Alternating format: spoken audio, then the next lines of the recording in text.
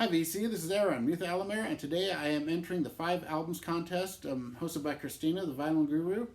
And she has a great channel. It's one of my favorites in the VC. She's very entertaining and very knowledgeable, and I always learn something when I watch one of her videos. I also really enjoy her match game videos. Those are really fun to watch. But like I was watching her, for example, her video about Japanese pressings, and there's a lot in there I didn't realize, and it really taught me a lot. And that's how it is with all her videos. She's so smart and knowledgeable about music. And so we're supposed to show 5 records that we would recommend to anybody that we're very passionate about and love. So today I'm going to start with this record here. But first of all, this contest is very simple, but it was very hard as well because I had 17 records picked out I was trying to choose between. And finally I settled on these 5. I mean, I could have picked any of the 17, but they're all, it took me days to try to figure out which records to pick. That's what took me so long to get in here. But okay, I'm going to start off with this. This is a Death Acoustic by Nick Oliveri. And Nick Oliveri was the bass player from a band called Caius, and then Queens of the Stone Age. And then he's also got solo work and Mondo Generator, a couple other things he's done. And he's a great musician, and he also sings. And so this album he recorded, and it's he does all the instrumentation, recorded himself. It's just him with a guitar. Most of the records just him and a guitar, and he's a bass player, so it's really cool. And it's kind of a mixture of like he kind of has a death metal type vocal style, but this is all acoustic, so it mixes together. And there's really never been an album that sounds like this, as far as I know.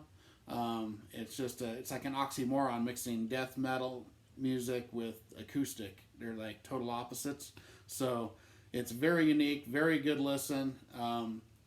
The songs on here, he does a few of his own songs, some Caius, some Queens of the Stone Age song called Love Has Passed Me By.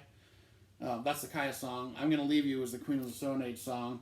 He does Hybrid Moments from Misfits, which is killer, amazing sounding. A song by the Moist Brothers called You Blow, which is really cool.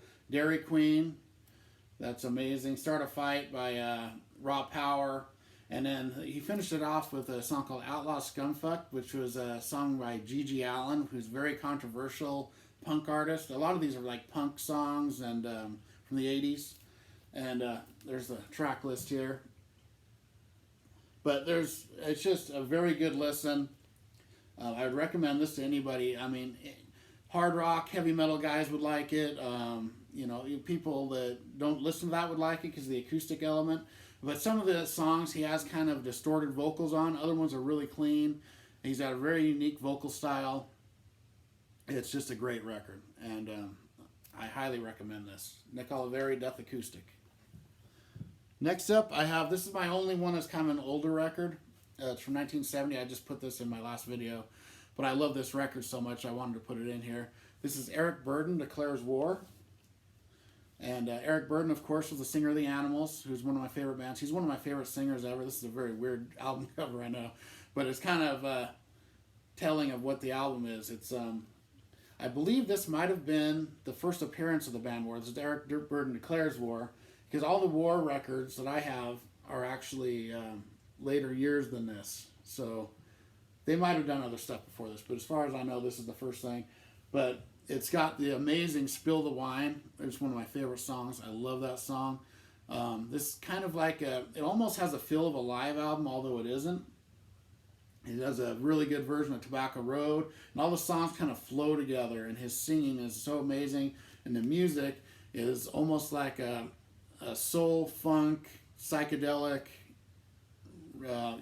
rock masterpiece of music, and great stuff.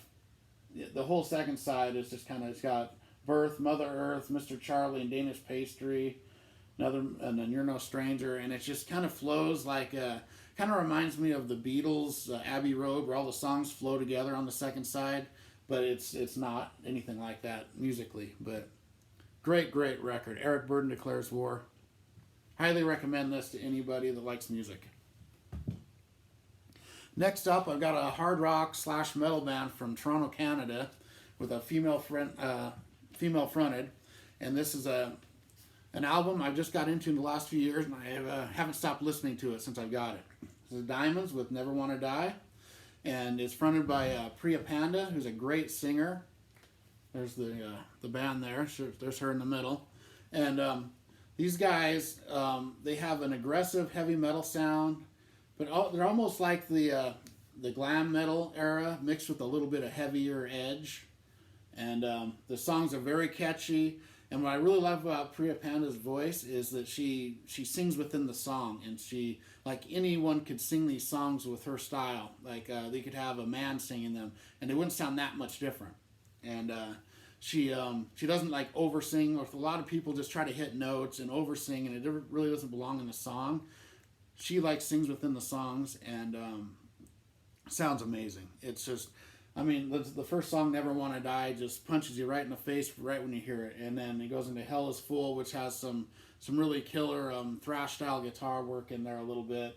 And then, the singles, Ain't That Kind of Girl and Secret, are a little more mainstream, but very catchy, very, very good listens.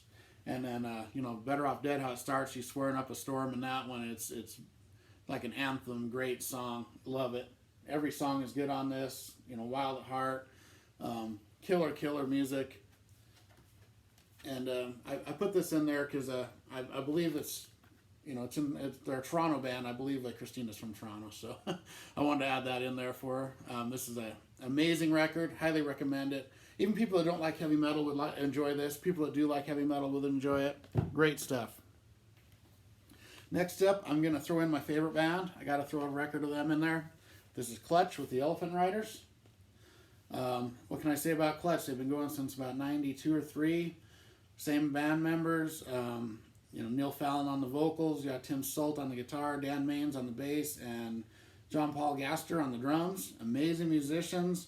And all their albums, you always know it's Clutch, but they have so many different genres they put into their music. It's rock, hard rock, heavy metal. Got some jazz influences, some all kinds of different stuff in here. Blues, very bluesy at times. And their sound has kind of changed over the years. When they first started, they were a little heavier, kind of had a punk edge to them. And then they've transformed into through the middle years, they were more of a kind of a space rock type stuff. And then now they got into more of a bluesy rock sound. And every album they do is killer, but this one here is a masterpiece. All the lyrics are like every song is like a story. And that's the best part about them. You listen to them, oh, that's pretty good. Then once you dig into the lyrics, it makes they make you think. And they, sometimes they're very smart. Sometimes they have some comedic elements, but they're always very intelligent lyrics. And Elephant Riders, the first song I believe is about the American Revolutionary War. Maybe Civil War, it's one of those. But and then you got the Soap Makers talking about keeping rhythm on an old washboard and have this washboard sound mixed in to the heaviness at the end. Then you got Muchos Veces. He sings a little Spanish in it. Great song. Wishbone is a song. It's a really killer song. It's kind of singing about different holidays. They don't sing about Thanksgiving and St. Patrick's Day. And my little niece, who was about 4 or 5 years old, would go around singing lyrics from it, so that was pretty cool. And then the instrumental Cracker Jack on here has some jazz elements, has some horns, very good instrumental. They do instrumental music very well. They have a side band called Bakerton Group that's all instrumental, who actually opened up one of their shows by themselves, all instrumental, which is really cool. Great album, great band. Highly recommend this to anybody. It's got all different kind of styles of music, and once you get into the lyrics, dig into those, it's just a game changer with them. They're really good stuff. And lastly, I'm putting one of my favorite albums of all time. This is a hard rock metal band from the early 90s. They only had 2 albums, Sweet Affair with Stick to Your Guns. And this record here I've listened to more than almost any record in my collection. I bought it on tape the day it came out, and me and my friends devoured it. We listened to it every time we were partying. We'd be driving around drinking, back when you could kind of do that. I mean, it wasn't smart of us, but we did. And my friend's Chevy Blazer with the convertible top, and we'd all be singing every lyric of it.